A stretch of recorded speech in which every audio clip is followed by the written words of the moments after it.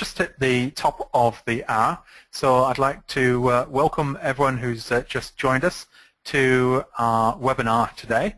It's going to be a fascinating webinar. We've got two great speakers for you, and we're going to be looking at 10 clever ways to improve call center performance. So these are not going to be the standard get everyone to work harder or stand over them with a whip.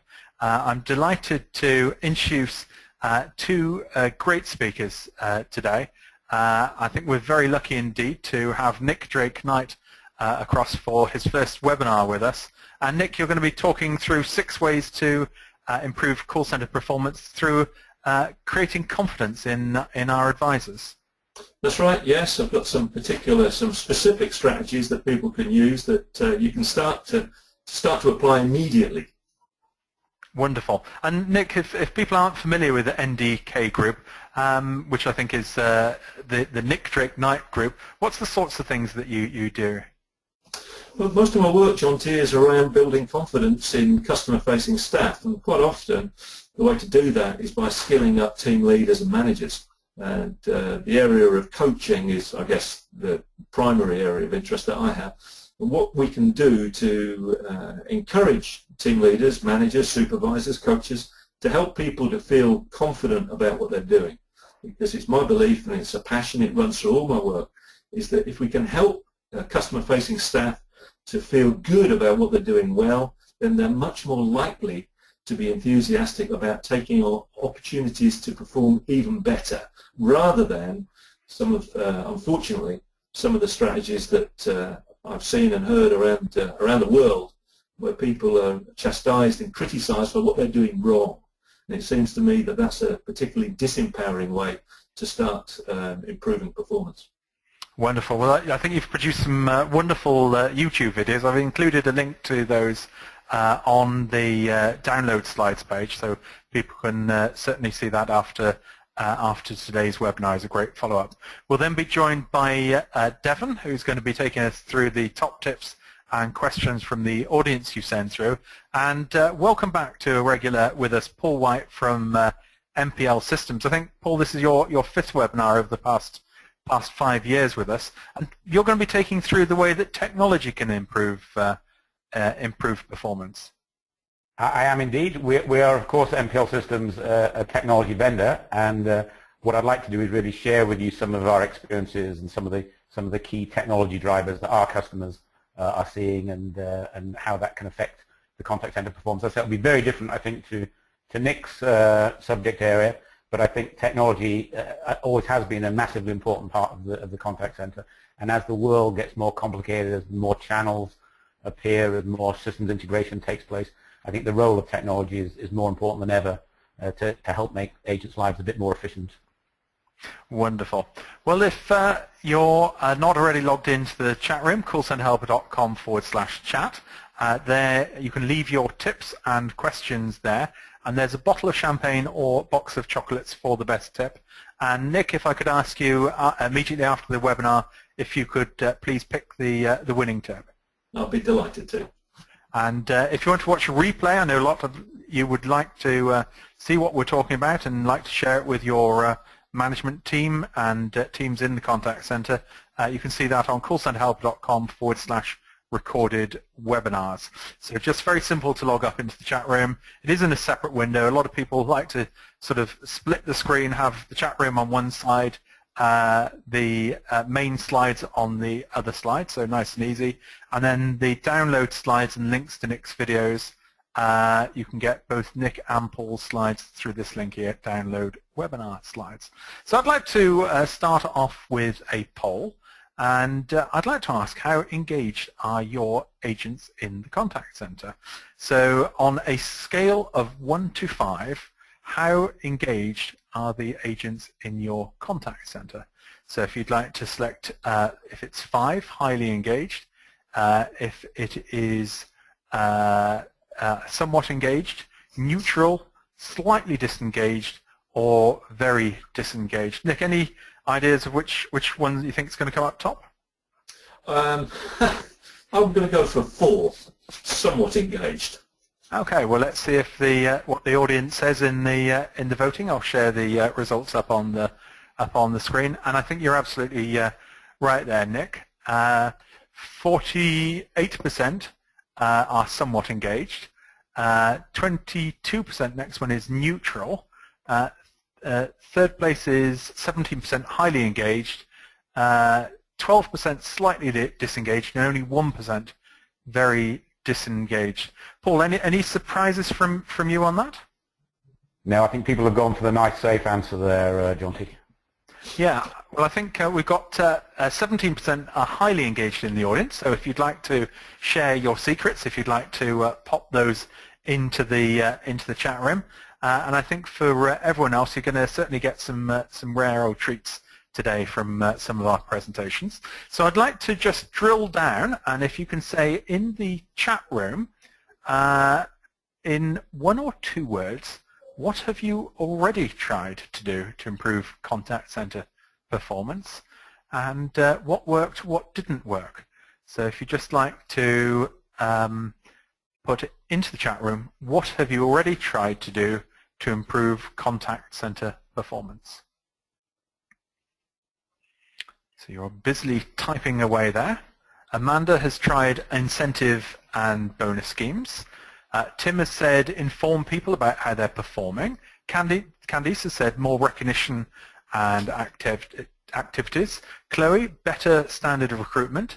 Dustin has tried Kaizen projects. Interesting, I've not come across that concept before. Jennifer said instead of focusing on the negatives, we look at the positives. Incentive says Patsy. Autonomy says Helen. Alan says give complete empowerment to the agents on decision making, which is great. Jeffrey, improve training and coaching. Ian likes to get agents involved in the decision making process. Bonnie says agent input and creation of the teams within our agents. Gladys says training and open management. Kate says get the team to help with changes. Jonathan has tried multi-skilling with teams as an approach. We can use the whole technology. Sandra's been using daily huddles and regular department updates. Mark has said never knock on an idea. So a whole range of different ideas there. Interesting enough, incentives, training, rewards, and there's a number of ones about improved processes coming through in there. So Nick, there's quite a wide range of areas that people have tried there. Yeah, I think the suggestion Paul made is we've got 2 presentations today from himself and myself which complement each other, and I think that the comments there about a mix of process, training and coaching, I think they tie in very much with the presentations that we're going to offer today, so that's good news. Okay, wonderful. Well, I think that's a great example, and I think you're going to be quite well received with some of the comments that are coming through there. So, Nick, if I could pass the baton to you, and if you could introduce yourself and take us through the first 6 of our 10 ways of improving contact center performance. I'll be delighted to, Jonty, and I'm hoping everybody can see that screen now, is that right? We can indeed, yeah. All right, okay. So there we are, ladies and gentlemen. Thank you for joining us today. I'm speaking to you from the sunny Isle of Wight in England, and my piece is entitled Creating Confidence, which is very much at the heart of my work with all of my clients, and it's particularly around creating the confidence of call handlers, agents, customer-facing colleagues.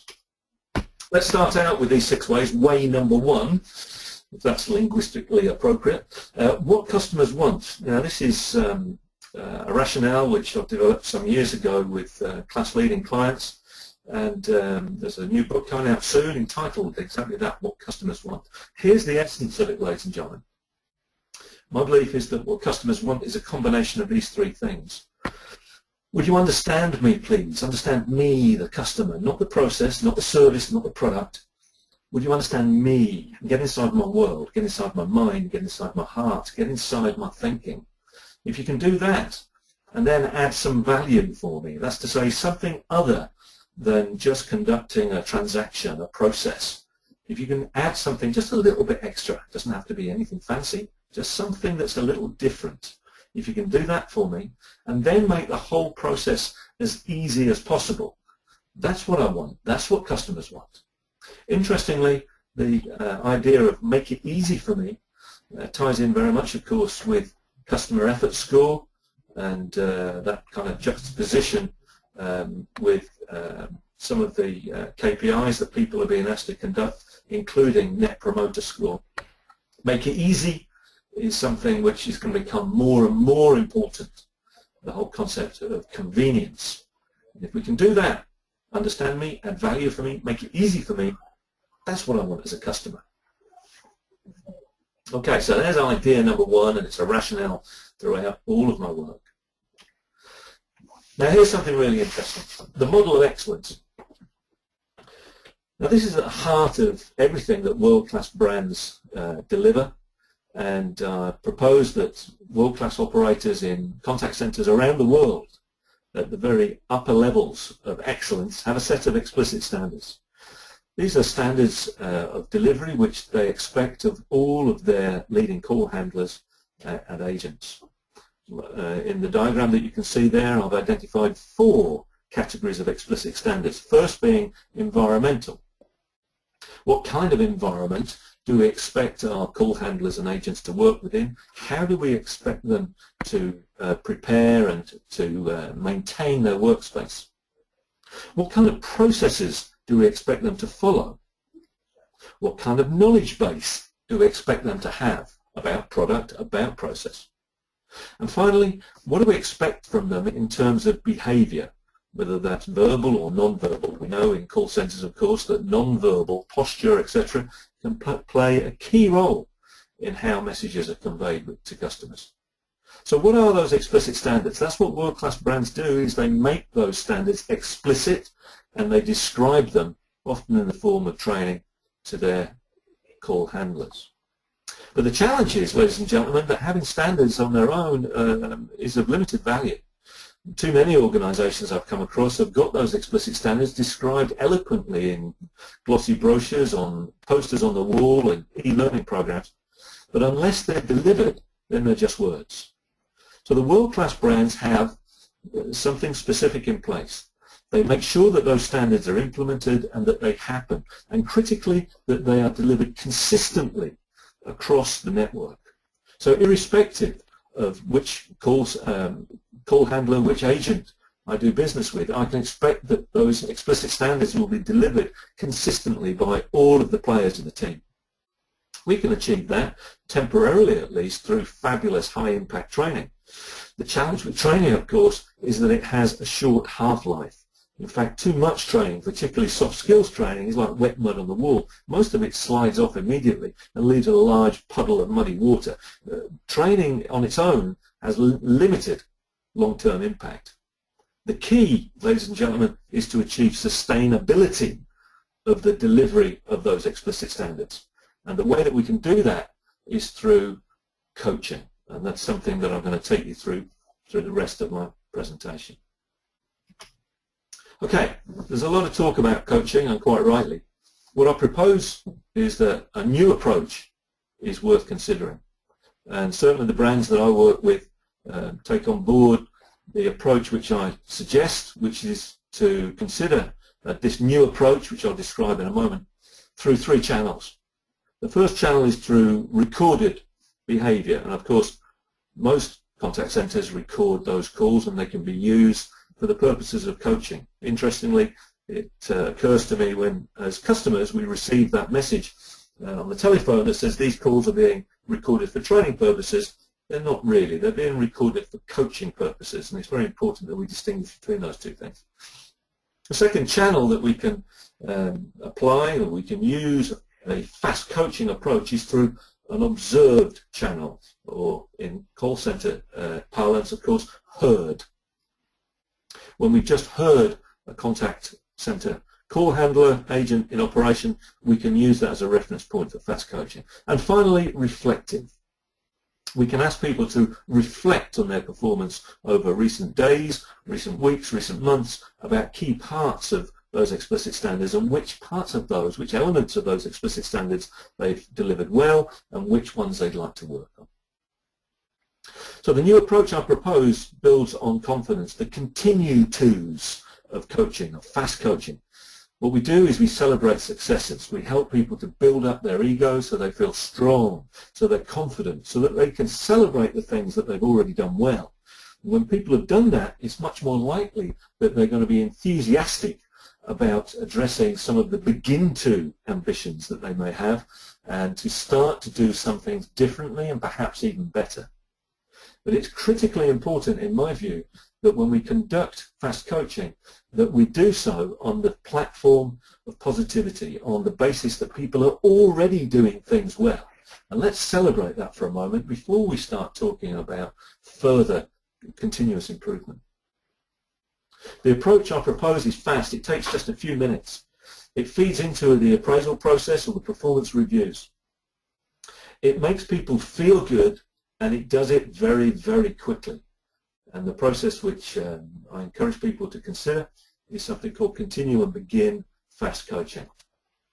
Now, Sorry, John, you wanted to comment. I was just going to say that we've added the link onto the video on the download slides as well, so after the webinar people can view that. That's great. Thanks, Jonty. Well, you can see an image there of the film, one of the films that you'll be able to see there, and the link as well. So in summary, the approach I propose in contact centers is one which is incredibly quick, makes people feel really good, and builds on the successes they've already achieved before we start talking about further improvement. Let's have a look at number 4. Changing employee mindsets is at the heart of the change work that I undertake with contact centers. And certainly the brands that I work in partnership with are enthusiastic about this. Something called can't to can belief busting is an incredible strategy for helping people break through some of the limiting beliefs. When we hear phrases such as, I just can't do it, I'm not cut out for that, I'm just not that kind of person, I'm finding it so difficult to do that thing, whatever it may be. When we hear those phrases, we can be sure that the call handler, the agent, the employee has developed for themselves a tissue paper prison. It's not a real prison at all. It's a decision that they've made that they can't do that thing. And if you think about it, folks, it's understandable. When we make a prison for ourselves that we believe we can't step outside of, we never ever have to experience a feeling of discomfort outside of that comfort zone. So this is what people do. When they find something difficult or threatening, it makes them feel bad. Quite often they will decide that they can't do something, and that becomes a limiting belief. It's just a tissue paper prison. They can step outside of it any time they want. What we do is help people to step outside that with some assistance through some very clever, carefully crafted language patterns. We change employees' perceptions of possibility.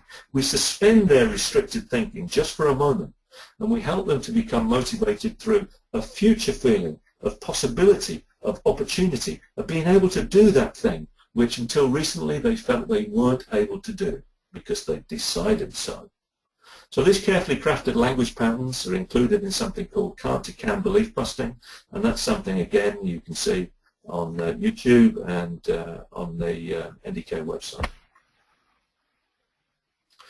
Okay, let's have a look at number 5. Jonty talked about some of these words to avoid, phrases to avoid, language to avoid. I've repeated some of them here. The butt monster, I suspect many of us have experienced this.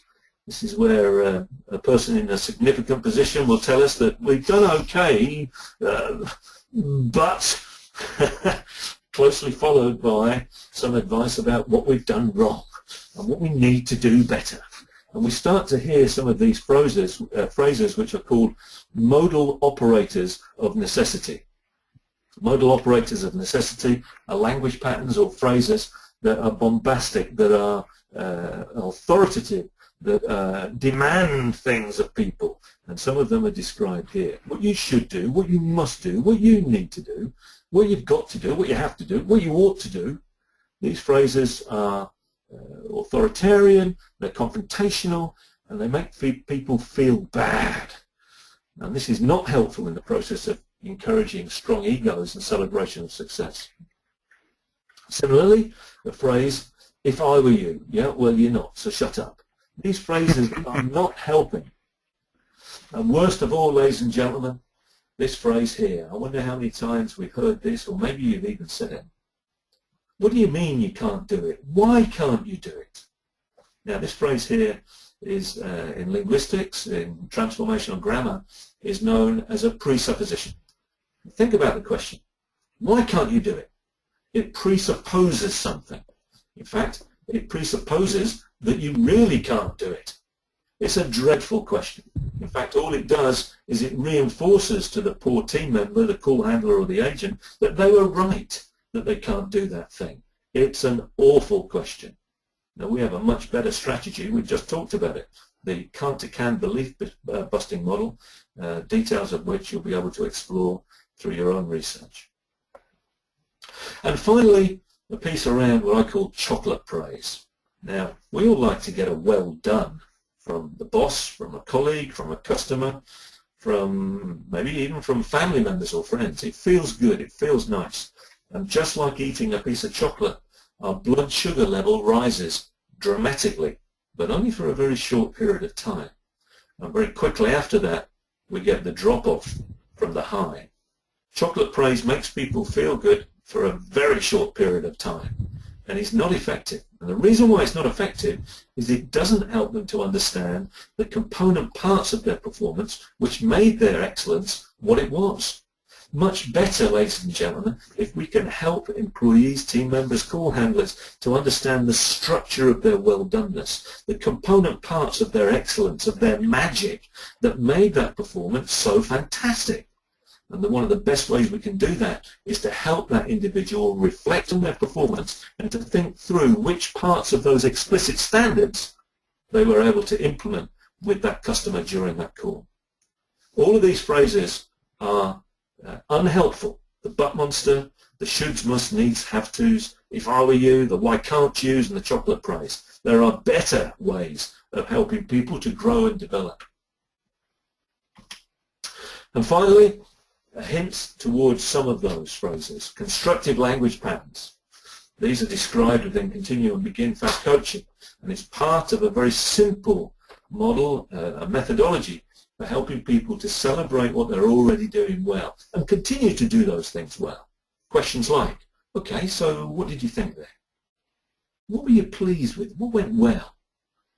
Okay, and what else went well? Tell me some other things that you think you delivered well there.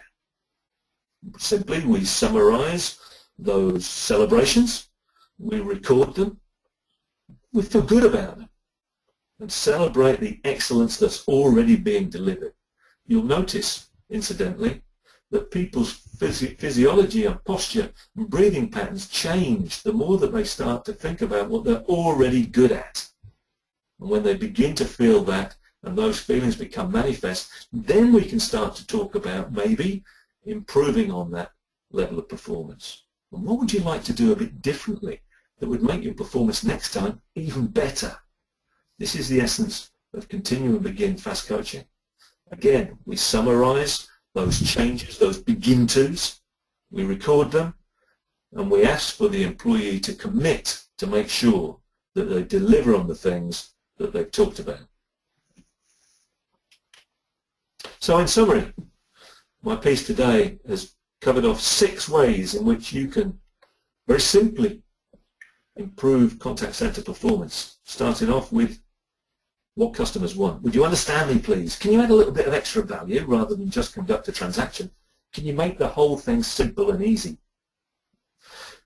Can you create some explicit standards that you expect of your people that cover off those arenas that we talked about, those 4 about environment, about process, about knowledge, about behavior?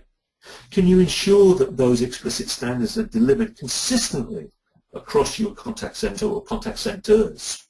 And then can you ensure that that level of performance is sustained long after the excitement of a training program, and we sustain things through fabulous, fast coaching? But what kind of coaching? A new approach, ladies and gentlemen, an approach which is super fast and makes people feel super good. If we can do that, then we can sustain all of that excellent performance every day, every week, every month, every quarter, with every customer through every call handler. And we can change the mindsets of people who are stuck in those tissue paper prisons. We can do that by asking a fantastic series of questions through something called Car2Can Belief Buster. There are a series of language patterns which I guide you towards avoiding, and some constructive language patterns that can help people celebrate their excellence and then build on that by becoming even more elegant. So there's my piece. These things work, and I encourage you to consider applying them. This is me. This is how you contact me if you'd like to. And I know that Jonty's going to provide you with some links anyway. I hope you enjoyed my brief presentation and that you're able to implement these things, because, ladies and gentlemen, knowing what to do is not the same as doing what you know. Thank you very much. Wonderful. Thank you ever so much for that, Nick. I've got to say the chat room has been absolutely flying along with, buzzing with ideas. Almost so many it's difficult to keep up with that. That's at callcenterhelper.com/chat. Some really good advice as ever from Nick, and this is one of my my favorites. It's one of the most popular articles we have on the website, and it is called 5 Phrases a Call Center Manager Should Never Use. And Nick, that had over 103,000 page views so far, which is an absolute staggering amount. You did this for us quite a while ago. That was in 2008, wasn't it? Yeah, well, the language patterns haven't changed, Jonty. No, they haven't. And right next to that is a link to your follow-up article, the 5 Phrases a Call Center Manager Should Use. And we've also posted some links to the to your various videos there about how to use positive language in coaching. And one of my personal favorites is your can't to can. So don't watch those during the webinar, but we're going to put the links on, and we'll also put that onto our webinar page so that people can go off and get those afterwards. Right, I'd like to jump to another poll now, and the poll there is how do you measure your contact center performance? If you'd like to select what is the most important measures that you use. Do you use a balanced scorecard? Do you use average handling time, cost per call, first contact resolution, net promoter scores? There's a very, very long list there. If you have any other ones that you particularly are keen on, if you'd like to jot those down into the chat room at callcenterhelper.com/chat. So let's have a look at the voting poll. Anyone there you think is going to come up particularly high? Well, I'm hoping average handling time doesn't. Well, let's have a look at the results. And unfortunately, average handling time was luckily now in 3rd position. Balanced scorecard is the most common one, but 34% poll using average handling time. No, I think average handling time, of course, is massively important, but it is not the most important thing. It's obviously it depends entirely on the nature of the transaction that you're having with the customer, but high-value transactions, I'm increasingly of the view that we should get a lot more business-centric metrics into the contact center performance. You know, how much are people? You know, what's the sales revenue value to the company, and look at much different set of measurements than these traditional ones. Well, luckily, above average handling time is now first contact resolution and net promoter score, particularly behind it. Cost per call trailing down. A number of people are saying they use balanced scorecard. Craig looks at revenue per hour as well as quality. And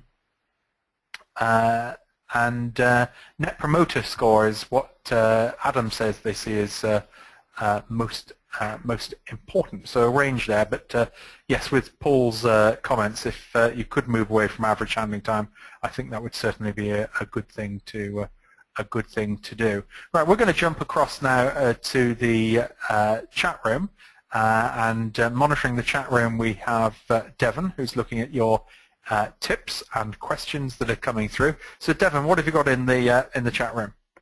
Yeah, we've got a very busy chat room today.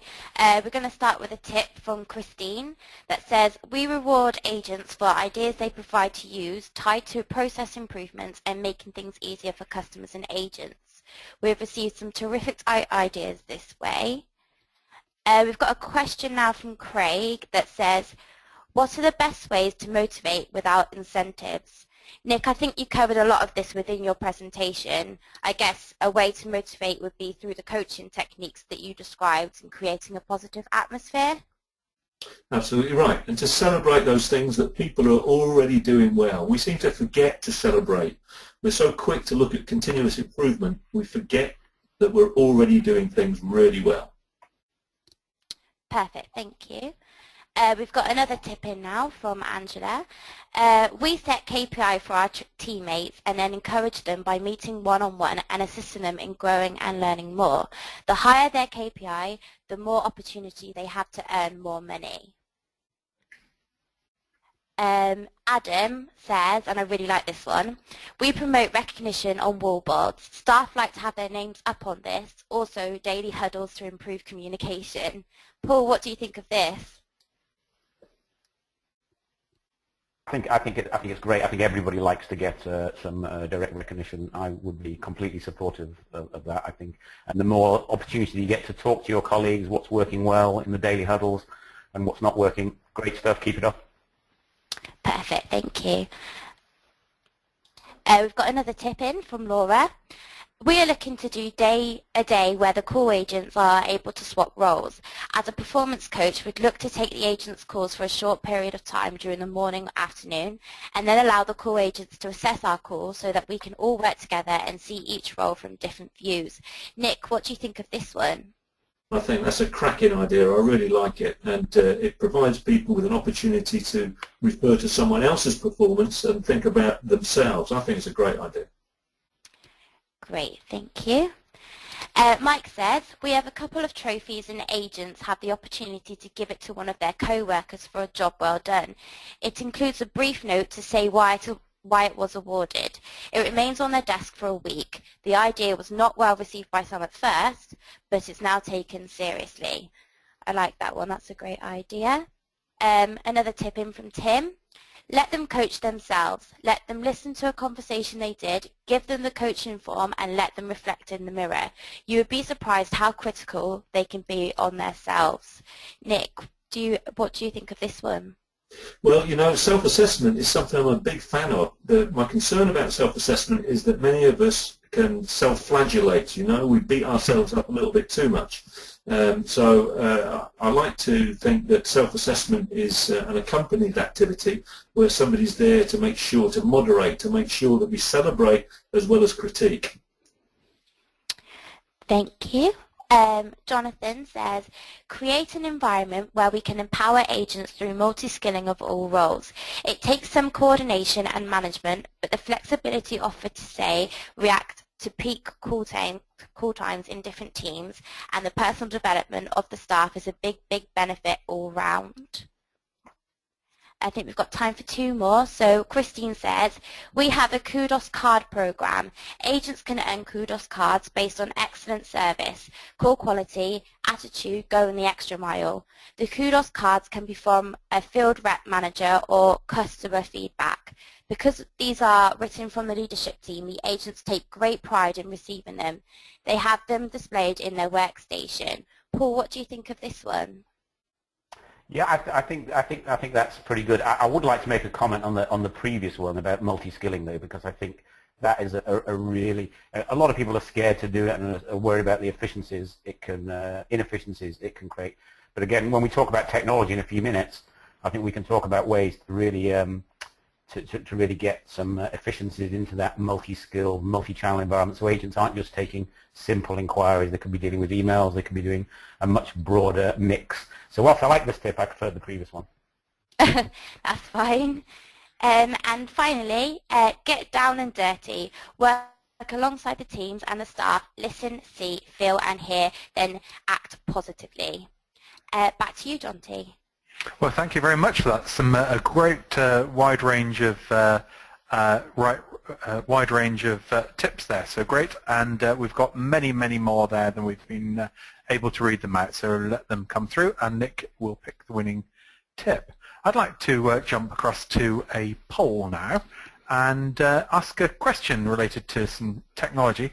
On a daily basis, how many computer systems do your agents have to log into? So is it 1 system? Is it 2 to 3? Is it 4 to 5? Is it 6 to 9? Or is it 10 plus computer systems your agents have to log into on a daily basis? So it'd be interesting to see the results coming through here. Paul, you do a lot of work on this area, so where do you think is going to come out the poll?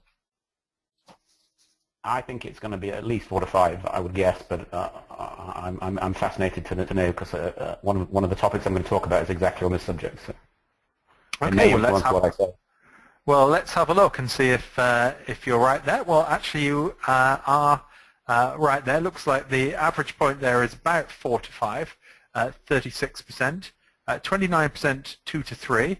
Only 8% of the audience have an all-in-one system. 18% of the audience require 6 to 9 systems on a daily basis, and 7% require over 10 systems. My word, that's quite a lot of different systems. So I think that's they've got no time to talk to the customers. Probably not. Well, it tends to be every time you go off for a break, Paul, that you have to log back into all the systems. So it's quite quite a lot. And I think most of the on hold time I see is actually spent logging into different systems. So I think this is quite a good time probably to hand across to you to look at the last 4 of our 10 tips of how to improve call center performance, and look at the role that technology can have in the whole discussion. So, Paul, if you'd like to put the slides up on your screen.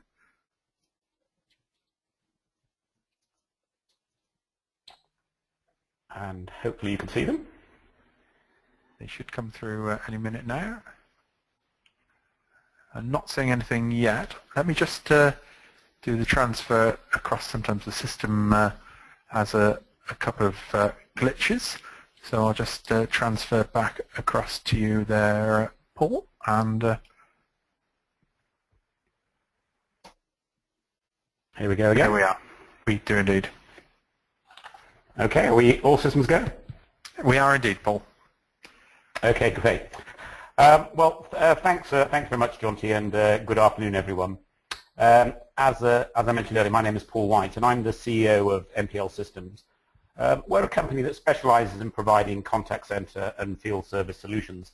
And last year, we were absolutely delighted to have been voted by our customers as the top contact center technology provider in John T's Contact Center Helper product survey. So really, really pleased about that. In today's session, I'm going to talk about how some of those customers that voted for us in that session are using our technology to help improve their contact center performance. And I've picked a few themes that I think will illustrate quite well what these are. Basically, I'm going to talk about making life easier for your agents through an integrated desktop. I'm going to talk about the impact of customer self-service. I'm also going to, slightly related, I just want to talk about text-based channels, and I think this is going to be such an important area for the future of the contact center. And finally, if we've got time, we'll just talk a little bit about how to make sense of some of the big data challenges that exist in the contact center world at the moment. So let me, without further ado, talk about the first of those sessions, making life easier for your agents with an integrated desktop. And this is a great continuation from the poll that we've just done. So what's the problem that we're trying to solve? You know, even our poll evidence that we just had a minute or two ago shows that in over half the call centers, agents are required to access 3 or more different applications on the desktop, with some businesses, as we saw, probably 25% of you, needing to use more than 10 different systems to successfully answer a customer's query. You know, and agents have got to manually navigate around these multiple systems, often with limited guidance as to the sort of linkages between systems. Customers become frustrated not only because of the length of time, you know, to log into all the different things and to get the information, but also with the errors that inevitably creep in as agents have to deal with this level of complexity. There's also a financial implication as well. Recent research that we undertook indicates that an average of 15% of an agent's time is spent on post-call activity. So after all those wonderful words that Nick's taught us how to deliver, we're still spending 10 minutes of every agent's working hour on post-call activities that are because a single integrated application couldn't deal with the transaction whilst the customer's online. And that could be a massive cost. You know, it could be in a 50-seat call center across the year. That could be, if you look at 10 minutes per agent hour, we could be talking about £200,000 alone in time spent with agents juggling between databases and different systems. So we believe that the solution is pretty simple, and our product sort of exemplifies this, and it's basically creating a unified agent desktop. You know, in an ideal world, perhaps you'd want to replace everything in the call center with one single sort of integrated system. Yet in reality, each of those applications is doing probably quite an important job, and replacing them is not a realistic possibility. But our approach, basically with our unified desktop technology, allows you to bring together all of the data from those different systems onto a single intuitive user interface. And the agent desktop becomes a mashup of all of the existing systems that exist within the business. And the key is that this mashup can be achieved without any sort of re-engineering or re-architecting of the systems estates, you know, no big complicated IT projects. With our mashup technology, it's possible to create an intelligent desktop that pulls together just the data that an agent needs to do their job in a matter of days and weeks, and not the sort of months and years associated with sort of traditional systems integrator led approaches. You know, what's the evidence that the intelligent desktop can improve things? And on the left here, we've got some great research from Ventana that really details the before and after some of the benefits of implementing that unified desktop. Increasing the average handling time, reducing data entry errors, are all problems associated with accessing multiple systems, and the benefits, you know, are quite obvious. I think, in summary, and I won't go through all of this in a lot of detail because we haven't got that much time, but you know, reducing the desktop, it's a triple whammy is the way I would describe it. Reducing the desktop complexity results in improving the agent performance. The agent spends less time looking for data and more time helping to resolve the customer's inquiry. The improved agent performance often really leads directly into improved agent satisfaction. The agent's much happier because they're not dealing with frustrated customers and fighting with the system, and happy employees, I think, as we all know, perform better, which in turn leads to a much improved customer experience. And we've just got some very simple metrics from some of our customers, people like Global Blue, Fitness First, Ford Retail, who've been using our intelligent desktop technology and have been seeing some really fantastic results from that experience. Let me move on, though, to another technological area and talk about the impact of customer self-service. I think it goes without saying, I think everybody knows that today's customers are better connected, better informed, have ever-increasing customer service expectations. The call centers are now dealing with multiple channels, voice, SMS, web chat, social media, email. However, quite often these channels are not delivering the expected level of customer service. And, you know, again, I've got some stats that I'll just throw at you quickly. You know, 40% of the modern consumer is expecting a reply to their email within 4 hours. If you don't reply within 4 hours, probably what you're going to end up doing is end up getting another email and then probably a phone call. And actually your creation of the multi-channel universe is in itself causing confusion and extra workload in your business. And obviously consumers are expecting businesses to continue to improve on social media, by the way, on some of the, you know, the expectations are even greater than that. So, you know, a social media user wants a response in less than an hour. So the 4 hours that the email users are expecting is put to shame. And what we believe at MPL Systems is that self-service is the only long-term solution to meet the customer's continually rising levels of expectation, especially for the simpler and more mundane inquiries. And that's going to allow the agents to concentrate on the stuff that they're best at, which is the more complicated stuff and the stuff that needs the human touch. And the key really, and some of this stuff is very basic and boring, so I won't go on too long about it. But the key is to integrate your self-service channels alongside your existing traditional channels. There's no point building customer self-service as a silo, so that if somebody rings in, you don't know what's happening on the web portal.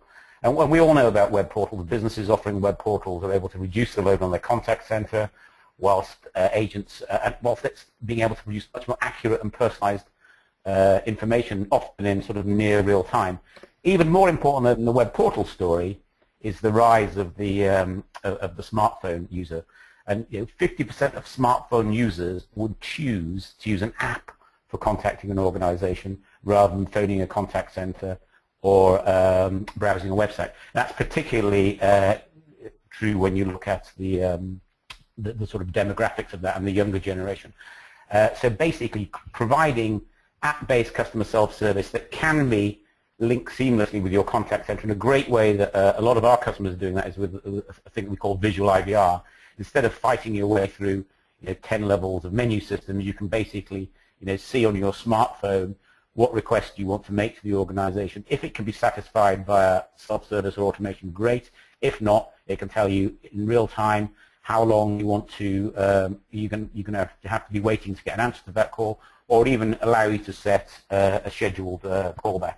So the customer self-service options really significantly improve the customer service experience and will allow the agents in our contact centers to concentrate on the really hard stuff and the more difficult inquiries that customers are going to have. And this is often overlooked from a customer service perspective because I see a lot of particularly retail spend an awful lot of money on making the shop front very shiny, but put very little into providing self-service for customer service, returns and things like that on the website. Yeah, absolutely. I mean, I think we've been working with a lot of retail. I think that they're very much cottoned on to that. We've been working with a lot of major high street retailers to provide them with the next generation of customer service. But some of them have started from quite a low place, fantastic stores, fantastic shops, but perhaps the technology in the customer service side has not really been there historically. Related to some of that customer self-service stuff, there is the point that I hinted at earlier, which is the dramatic rise of text-based channels. And I think contact centers and contact center agents are going to be a massively important part of dealing with text-based channels in the future. Now, this chart below, it's a little bit out of date now. It's 2014 Contact Babel data, and it just shows the volume of inbound customer service interactions into UK contact centers. And what it is showing is that over time, the telephone call still is going to be massively important, but it is going to be almost without doubt a diminishing channel, and the contact center is still going to be really important, but they'll be dealing with things other than voice communications. And it'd be interesting, maybe Nick can comment on whether his work is just as appropriate to the written word as it is to the spoken word, if we get time at the end. Obviously, key here is is the email has been steadily growing, and it's not massive, but it accounts for already accounts for 16% of all of inbound interactions into contact centers. What really is growing massively there is the rise of the web-based, the chat-based, social media-based channels, and that, as I say, is driven by this younger demographic. My children would never dream of using their phone to make a phone call, but they would happily tweet, post, and text away on it. And I think good customer service organizations are going to realize the importance of dealing with that text-based channel in the future. But obviously a lot of them are very scared about opening the floodgates of a massive volume of new text-based interactions that they haven't got the capacity to deal with in their contact center environment.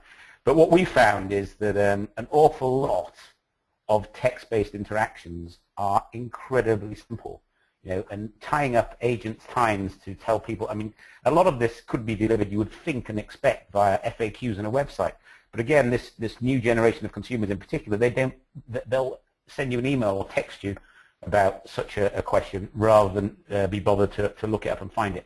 And if we can find a way of automating the responses, so no agent necessarily being involved at all, for dealing with stock availability, opening hours, subscriptions. Why waste precious agent time on those simple, straightforward interactions? And we're finding a lot of our customers are really interested in our product. We call it Intelligent Response, which is basically designed to do exactly that. As the number of text-based channels, whether it be email, whether it be social, increases, to take those easy, the low-hanging fruit, the easy transactions, and put a virtual agent in there to answer those interactions, and let the people deal with the complicated products. And just quickly, just showing you how this might work, you've got the text-based channels over on the left there coming into our Intelligence Response project. What we're trying to do is take off those simple inquiries into an automated response engine to automatically provide the solutions, the answers to the questions. But we've also got the ability to if the automated system gets stuck, to fall out and to enable the assisted real people to pick up the threads of the conversation and deal with the more complex inquiries. And we actually believe, and certainly some of our customers and the reaction that they've given to our introduction of this product, are really seeing that this could have absolutely phenomenal productivity gains in traditional contact center routes, not for complicated stuff, not for complaints or really deep technical inquiries, but very simple, high volume transactions that can make a massive difference in terms of the efficiency and response of your contact center. I probably haven't got time to go through this in any great detail, but I will just mention the sort of the final theme that I was going to talk about, which is big data. Every day, contact centers collect valuable data that many are really struggling to record, monitor, and create sort of useful information to deal with this. And big data does remain a massive opportunity and a big challenge in the contact center.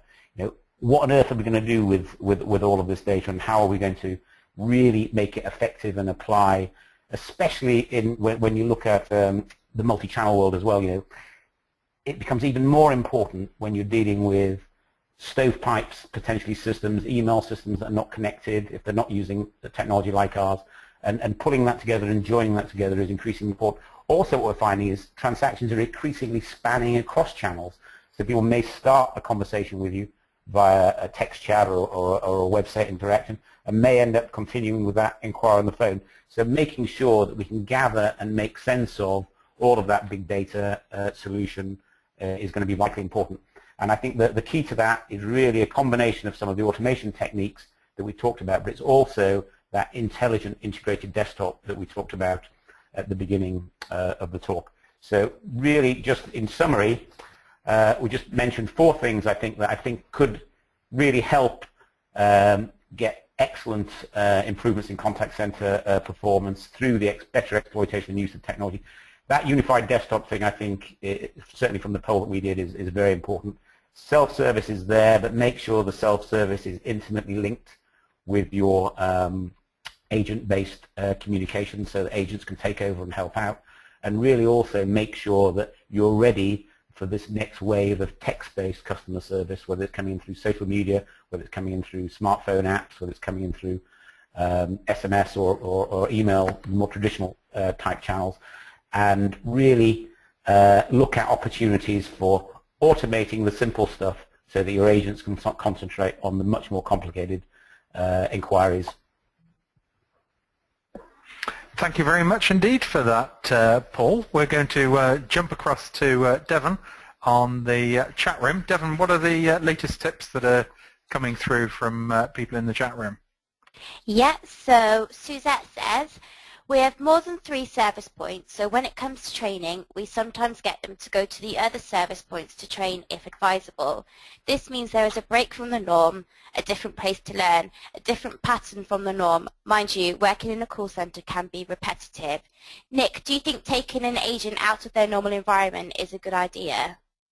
I do indeed, yes. I think it provides a different reference point. It provides what's sometimes called a pattern interrupt. It breaks the mindset of continuing in the same way, and it's refreshing, and it makes life enjoyable and stimulating. As you say, or as Suzette says there, working in the call centre can be repetitive. Let's break it up. Let's make it more interesting. Brilliant, thank you. Craig says, celebrating success is valid, but memories are short and people can be fickle. The trick is reminding people that they've been rewarded and celebrated. We have a 12-month calendar placed that shows people what has happened and what's coming with celebrations and rewards. Tim says, we work with CIT teams, continuous improvement teams. These are people from the floor that have a vote in changing and managing processes. We rotate once every 3 months so everybody can be part of the team. Paul, what do you think of this one? Yeah, I think it's another very good idea. I think it's a bit like the conversation we had about multi-skilling earlier. You know, rotation and change can be a very refreshing part of the process, and I personally would actively encourage it, definitely. Definitely. We've got another tip in now. It's been very slow, I do apologise. Chloe says, we went through a customer service training day where everyone had the opportunity to submit an improvement to the business, and they were supported to work towards actually implementing this alongside the service improvement team. This was very successful as we stuck to our promise and spent time on making sure the agent understood why it did or didn't go through. Nick, what do you think of this one? Yeah, it's a fine suggestion, and I mentioned earlier, knowing what to do is not the same as doing what you know, so the implementation phase is absolutely critical, and having the person who came up with the idea involved in that implementation piece seems to me to make a lot of sense. Perfect, thank you. Alan said, we use a lean ComCell approach to huddles. The structure is performance wins and learns from the previous day. What is happening today? Where are the leaders? What training is going on? And then we ask our people what concerns they have from the previous day. What stopped us being as good as we can be? What blockages did customers experience? They then take this away and own the concern and are responsible for collecting data to find out how often it happens and get some examples. They then look for a solution and speak to stakeholders. They own the customer journey and can influence it. It stretches them and raises their profile. It has been a hugely engaging approach. All concerns are logged on our whiteboards. We had to use them for something when we removed sales targets and moved to customer targets. It really works. Paul, what do you think of this one? Well, I think, as we've said, I think any sort of any type of engagement and group learning and huddles and the rest of it is a really positive way of encouraging people from my experience. So yeah, all good so far. Yeah, Nick, would you agree with that? Yeah, absolutely right. Lean has got applications traditionally, of course, thought of as a manufacturing activity. Why it's not used more in contact centres, I've never really understood. It's a fine idea. Brilliant. And our final tip comes from Alan today that says, Rewarding Excellence Reward and Recognition Program. We have just developed a presentation that outlines all the rewards and incentive programs we offer. When putting this together, we were surprised to see how many great programs we have in place. Our next step is to bring the agents through the full program so they have visibility to all the programs and the drivers behind the programs. We also want agents to connect with what we offer versus other call centres or contracts. We decided to highlight these programs as a means to help mitigate attrition. Paul, what do you think of this one? Yeah, it's more good stuff. The secret is, if you've got some good ideas and good programs, make sure everybody's aware of them and communicate. Absolutely. Yeah, I completely agree. And that's all we've got time for today. So back to you, John T. Okay, thank you very much for that, Devon. Some absolutely fabulous stuff flying through the chat room. I haven't seen it as busy as that for quite a while. So we will be writing up all of the tips that we couldn't put up on the screen today, and be publishing those in the next few weeks.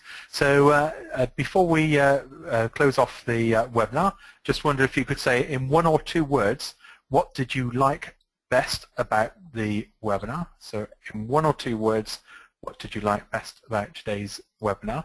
Just a reminder that all of the slides available are on the webinar page. If you hit the webinars tab on Call Center Helper, you'll be able to get to that recorded webinars page, or you can type in callcenterhelper.com/recorded webinars. There's links to all of Nick Knight's videos up on there. which is great. And also there's a link to, this is one of my favorite articles, the 5 phrases a call center manager should never use, which is a great one there. So a replay is going to be available later on, and there's a lot of details, and you can share those with your teams.